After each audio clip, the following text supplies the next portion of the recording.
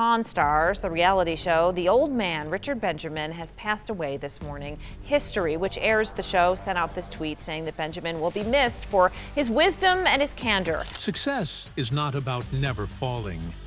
It is about getting back up every time life knocks you down. Long before millions knew Richard Harrison as the tough old man on Pawn Stars, he had already lost almost everything. Most people would have given up, but Richard chose to start again and built a family business that became famous around the world. Richard Harrison, famously known as Old Man on Pawn Stars, has died after losing his battle with Parkinson's disease. Pretty good, huh? Oh my God. I wouldn't feed this to my worst enemy. What gave him the strength to keep going when everything seemed lost? And what did his final days reveal to his son?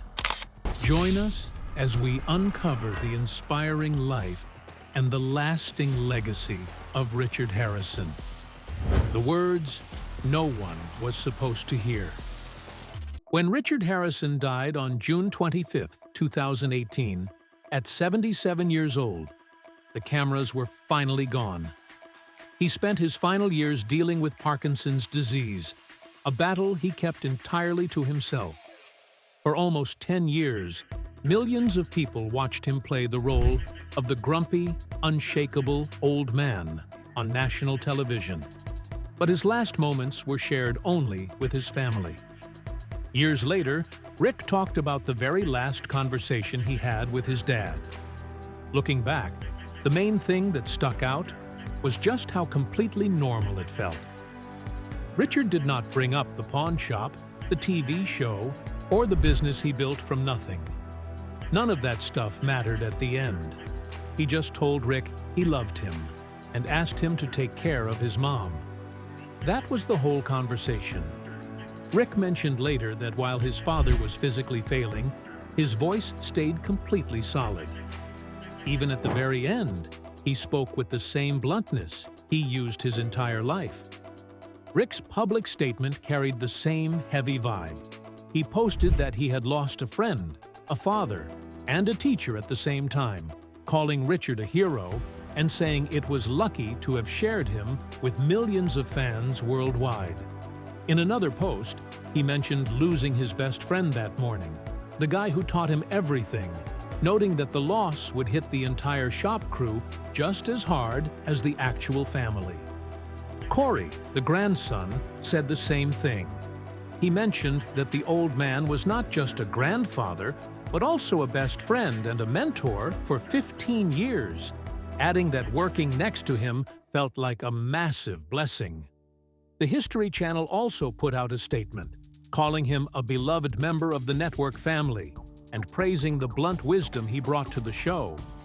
For years, viewers knew the Harrisons as the family who could turn almost any conversation into a debate over the price of an old coin, a rare gun, or a piece of history.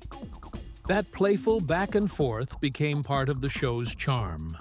But in Richard's final conversation with Rick, there was nothing left to argue about. But that private goodbye was only the first truth to come out. The second one arrived through a document, and it changed how people understood the entire family. The document that revealed everything. After Richard's funeral, the family learned the full details of a will he had updated in 2017, about a year before his death. Richard had named Rick as the executor of his trust, placing him in charge of the estate and giving him legal authority over everything he had spent a lifetime building. It was a decision Richard had made long before anyone knew how little time he had left. Fans and reporters who tracked down the filing in Clark County immediately zeroed in on what it meant. Richard was not simply naming Rick as a beneficiary alongside everyone else. He was placing him legally and financially in charge of the entire trust, meaning every decision about the shop, the property, and the family's remaining fortune would ultimately run through his son. The document also contained a far more painful detail. Richard's youngest son, Christopher, was named directly in the will, but left nothing. Richard reportedly wrote of his love and affection for Christopher, even as he excluded him entirely from the estate, a contradiction that stunned fans when the story broke. His widow, Joanne, and another son, Joseph, remained named beneficiaries, which only made Christopher's exclusion stand out even more. Estate attorneys who looked at the paperwork admitted they had no idea why Christopher got cut out. Parents do this for a million different reasons, and Richard never gave the public an explanation before he died. The rest of the document made one thing completely obvious. When it came to protecting the business, Richard trusted Rick more than anyone else. It was not a rushed decision. This completely changes how people view years of television arguments. All that bickering on screen was not a sign of a broken relationship. It looks like a father training his son to take over a business empire. Because trust like that comes at a price, and Rick was about to find out exactly how heavy that price could be. The goodbye that changed. Rick Harrison forever. Richard's funeral happened on July 1st, 2018, at a Las Vegas mortuary. Rick helped carry his father's casket. The room was packed with family, friends, and the regular employees from Gold and Silver Pawn. The History Channel put out another statement to praise his wisdom and honesty, mentioning how much the network and the global fan base would miss him after watching the family for nearly 10 years. The service included a video of Richard bragging about his driving skills. Right after claiming he was the best driver in the family, he drove straight through a row of traffic cones right in front of Rick and the shop staff. The people at the funeral watched the old footage and laughed at the memory.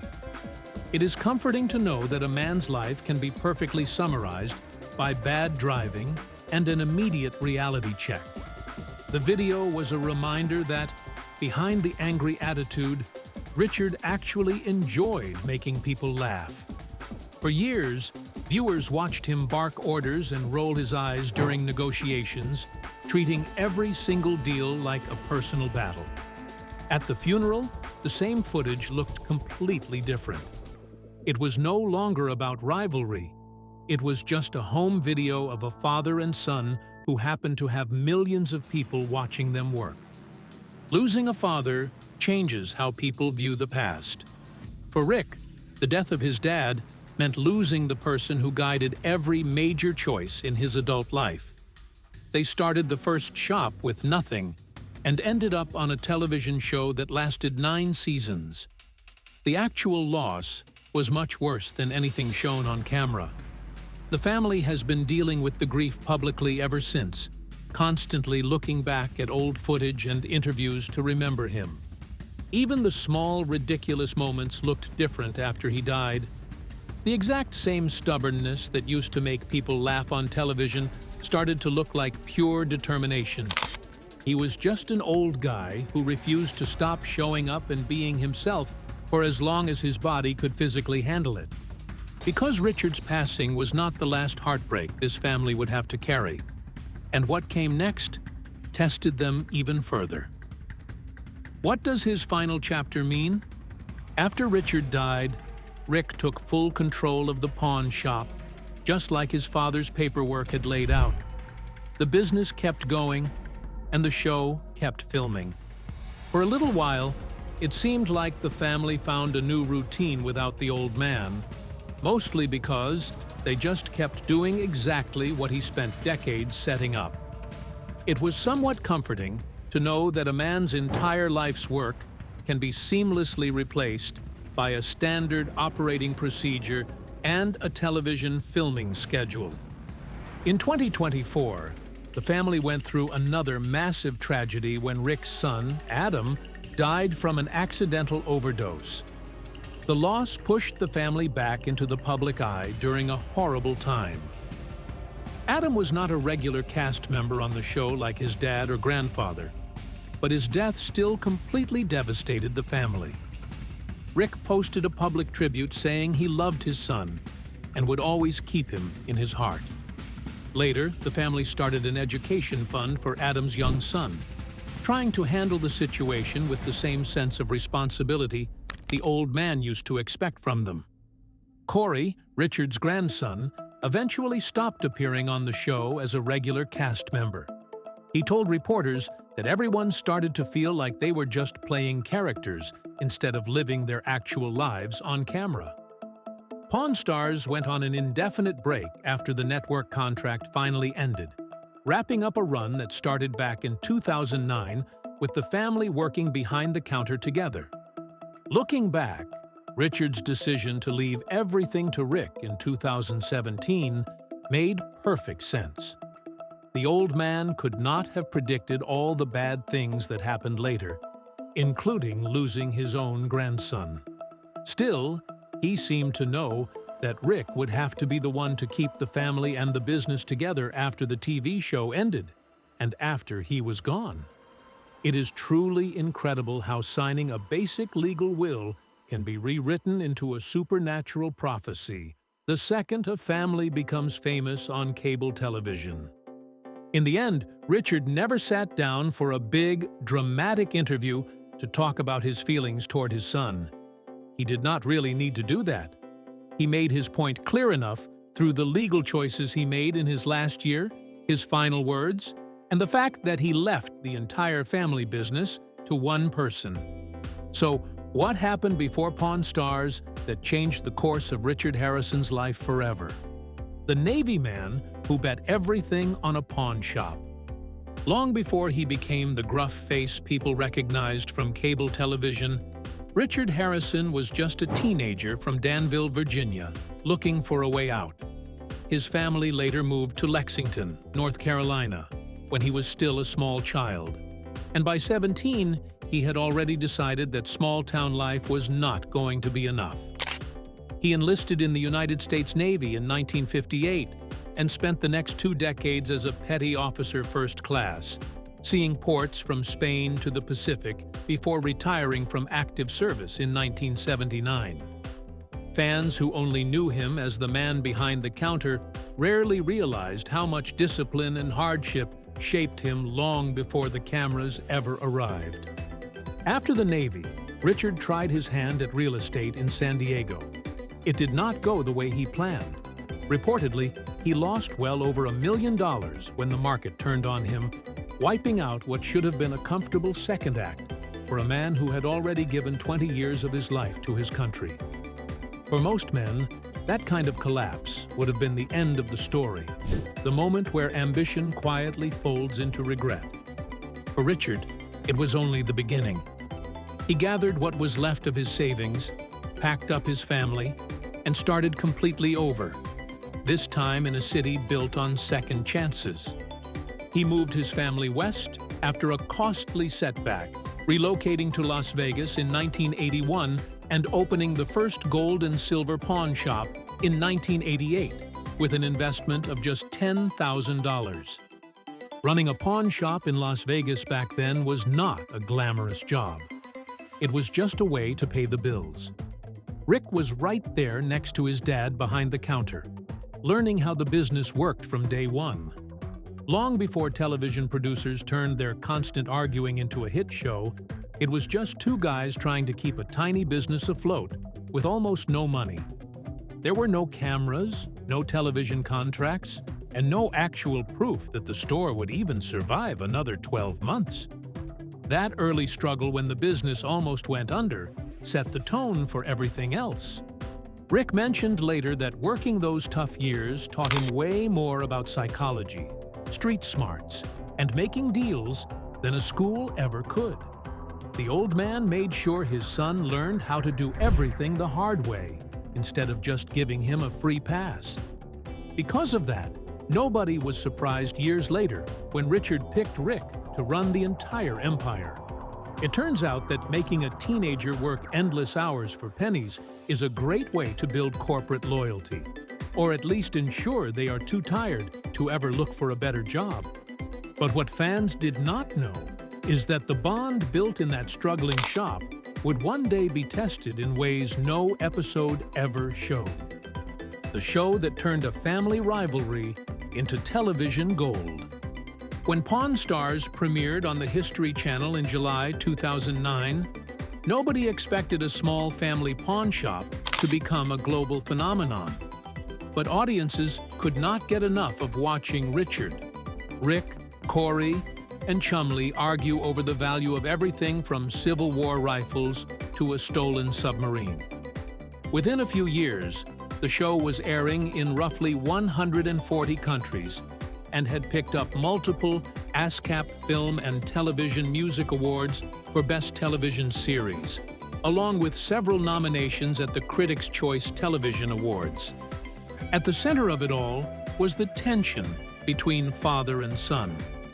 Richard played the role of the watchful patriarch, hovering nearby with his arms crossed, while Rick negotiated, ready to step in with a gruff correction the moment a deal looked shaky. He rarely got involved directly. Instead, he supervised from a distance, letting Rick take the lead, while making sure everyone in the shop knew exactly who still had the final say. Fans loved it. It felt real. And unlike so many reality shows built on scripted drama, Rick has said in interviews that their program stayed genuinely unscripted and different every single week, rather than following a predictable formula. He pointed out that a show about cars or motorcycles eventually runs out of new angles, but a pawn shop never does, because something completely different could walk through the door on any given day. He described the show as refreshingly unscripted when asked why he believed audiences kept coming back season after season, insisting the family dynamic on screen was never manufactured for ratings. For nearly a decade, that dynamic was the emotional engine of the show. Richard's blunt commentary, Rick's exasperated eye rolls. It played like a comedy on the surface, the kind of good-natured ribbing that made the family feel relatable rather than distant. But underneath it, people close to the family have suggested there were real disagreements about how the business should be run, as it grew from a single storefront into a global brand recognized on every continent. Whether that tension was mostly performance or partly genuine has never been fully settled, and Richard himself rarely addressed it directly in public. What is clear is that the same friction audiences found so entertaining on screen was, allegedly, a lot more complicated once the cameras stopped rolling. And Richard was not the type of man to air his private disagreements for an audience.